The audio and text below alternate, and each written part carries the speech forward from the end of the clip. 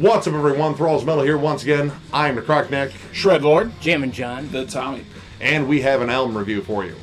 So, on February the 7th, Sepultura has dropped their 15th studio album with their new album, Quadra.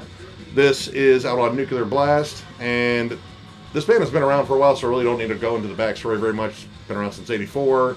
They're from Sao Paulo, and they have been pretty much a metal staple since their inception. I will say that this is their second album working with Jens Bogren, who has worked with a litany of awesome bands, including Bloodbath, Opeth, Dark Tranquillity, tons. If you ever just want to see an impressive resume, look at this guy's production credits. It also sounds like he'd be a Star Wars bounty hunter. Definitely a Star Wars Jens bounty hunter. Bogren.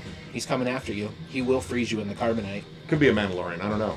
So, this album kicks off right away with the first single that came out, Isolation.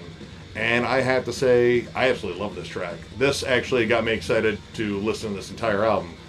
And as much as I bitch about intros, I really like this intro. This one made sense. Yeah, we all took a stand against unnecessary intros in 2019, but this one actually, we all stood on our mountains, but no, this one actually, it built to something. It actually served its purpose. It didn't just sound like, oh, let's just create some kind of an instrumental piece to kick the album off, No, it made sense, and it went right into the first song. You were entering the arena.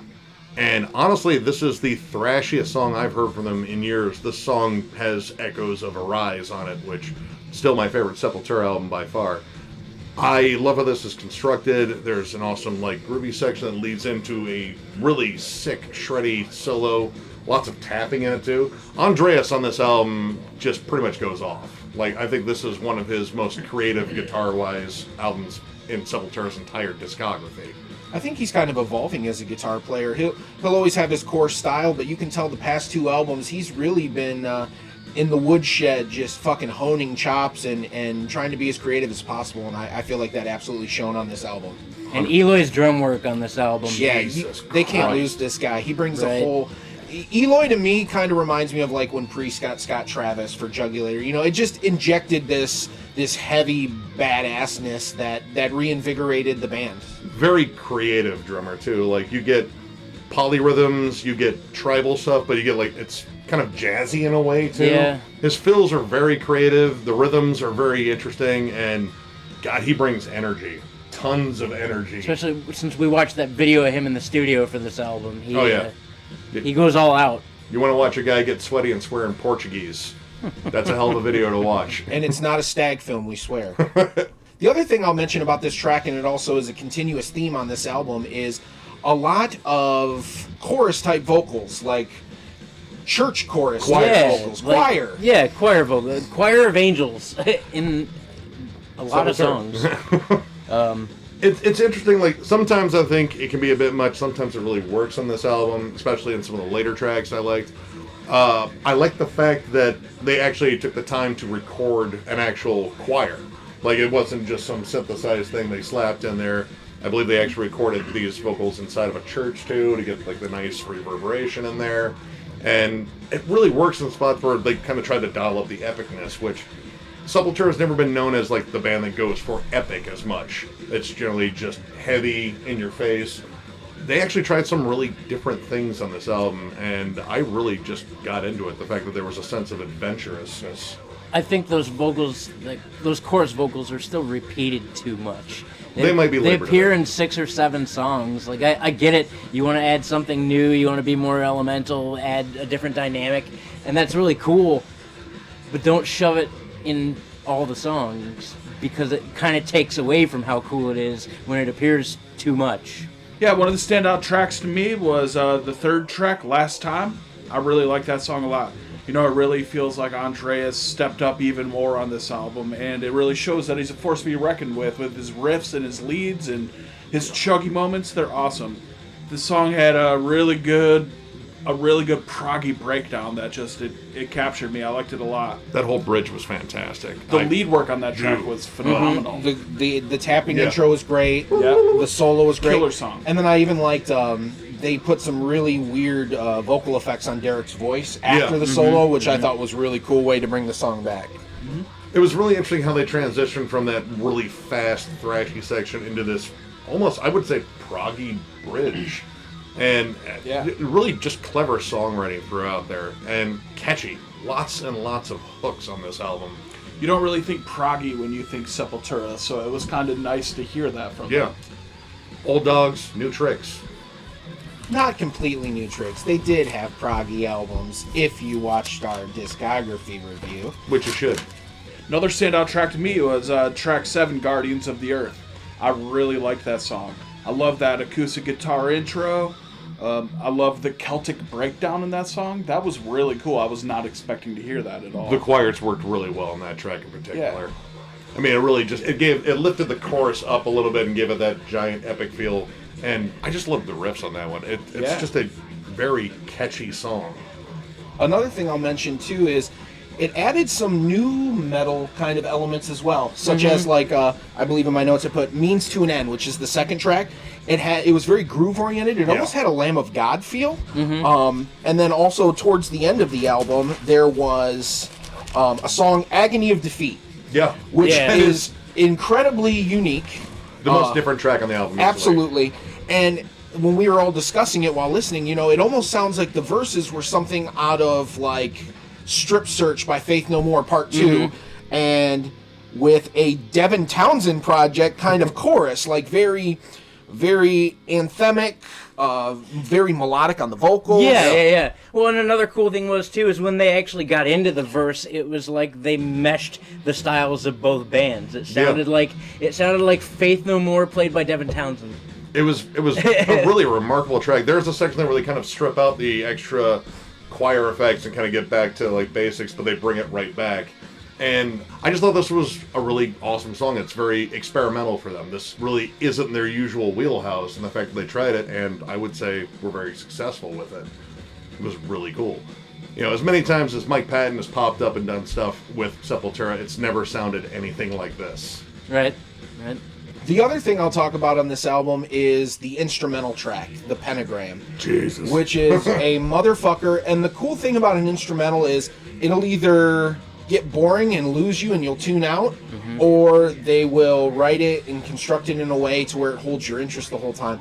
To me, and I don't, you guys weigh in on your opinions, to me this held my interest the entire time. Oh, yeah. Yeah, this was one of my favorite tracks on the album. One of my favorite as a matter tracks. of fact. And instead of the typical Sepultura instrumental where it's got like the chaos feel, instead of being acoustic and tribal and jammy, it was like a heavier, thrashier tune. It was borderline Meshuggah, decapitated kind of breakdowns. I thought it was more of like a Fear Factory, like a demanufacture era. Those Fear Factory. chugs were relentless, and Jesus, the leads on that song were scorching. Again, Andreas just nails this performance across the board. One I really liked in there was Ali. This one actually had almost sort of a death metal feel to it, which Sepultura has always been the argument as an early death metal band. I always consider them more thrash, but they have elements that were definitely carried on in death metal, and this kind of brings some of it back. The opening riff is just kind of a nice little chuggy riff that really reminded me of like a band like Dying Fetus right away. They always have just a good groovy riff for you. And there's some tremolo stuff on there that really just sounds like stuff you'd hear in like Morbid Angel or something. Again, kind of thinking outside the box on this one. They just brought in a lot of different elements on this, and it really helps with the pacing of this album because these songs don't run into each other very much. They all kind of sound very distinct. So I want to bring up track 2 again, Means to an End. The vocals on that track, they really reminded me of like a combination of Burton from Fear Factory and Phil Anselmo, especially like specifically the song A New Level. Like it felt like the cadence was from that song. It was very inspired by that song. Yeah, the whole dun dun dun. I mean, it's like that's very similar. As I heard it, I was just like, damn, this sounds like A New Level from Pantera. Like, it has that swagger, that fucking groove to it. I love that track. That was a fun track. I liked the track a lot. It was just, I couldn't hear it without thinking of a combination of Burton from Fear Factory and Phil Anselmo, which is pretty cool.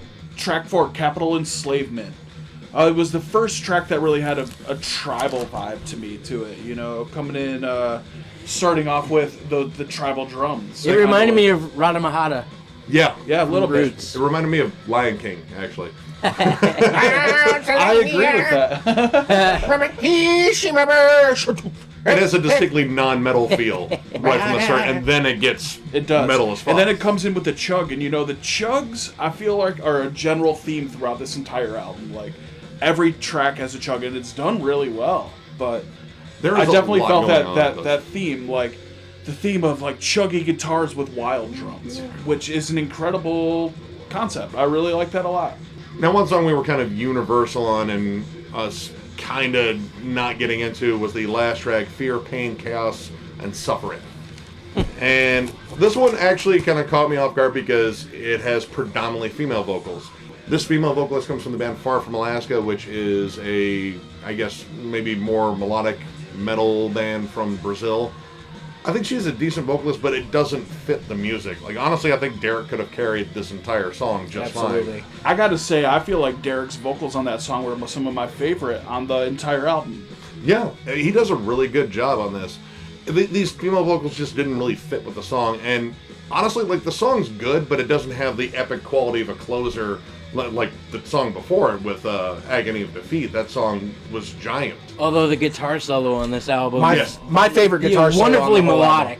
It's really well done. Tastefully. Has a great vibe to it. Yeah, there's still some good elements to it. It's just, I think that female vocal with him and in the melodies they chose for the chorus really gave it more of like a hailstorm kind of pop metal vibe, a little bit more than I wanted to hear at the last track of, let alone a Sepultura album. Yeah. So, I'm always a big fan of closing as strong as you opened. And it left a little bit to be desired there. But the solo was fucking gross. Yep. Mm-hmm. It was really good. Very well thought out. I agree. Oh, yeah. And there's tons to choose from, but this is a motherfucker. So, overall, I really dug this album. I thought this was a really adventurous one for them, and following what I would consider a comeback album, I think they did an excellent job pretty much upping the ante. So overall, I'm going to give this 4 stars. This is a fucking banger. I plan on returning to it quite often. Good shit. Me personally, I also gave it a 4. I liked it a lot. I didn't like it as much as, say, Arise or Chaos AD, but I like it more than Roots or Nation or some other less ranked ones from our discography ranking. Good album. Definitely listen to it again. I'm going to give this album a 4 out of 5 as well. I definitely like it. I don't know if I like it better than Machine Messiah yet, but I know that there are some excellent elements to this album as far as guitar playing, riff writing, vocals, disgusting fucking drums, and even something we didn't really touch base too much on, but there's a couple spots where the bass is carrying the song, like carrying the verses and stuff. Oh, yeah. Really nice deep thumps. It sounded really good, man. So overall, I give it a 4 out of 5 upon my initial listen. I'm gonna give it a 3.5. You got to be different, don't you? Yeah. Fucking butthole. What a turd! No, I thought it was good. I thought musically it was good. I thought that maybe they could have added a little bit heavier of the Sepultura element in there. There were times where it was thrashy and moving, but there were other times that the riffs were a little bit lackluster, I noticed.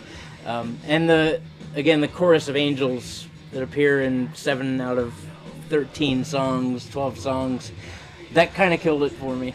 Maybe you're just not angelic enough. And maybe I'm not. Maybe I'm not angelic enough. Overall, though, I'm going to give it 3.5. So, if you guys like the video, please like and subscribe. Also, if you don't know, if you subscribe to our videos, you are automatically entered to win a Cryptopsy hoodie that we are giving away once we reach 1000 subs. What's that number again? 1000. So, on that note, we are the Thralls of Metal. We will be leaving you now, but we will be back shortly. Peace. Cheers. Thanks.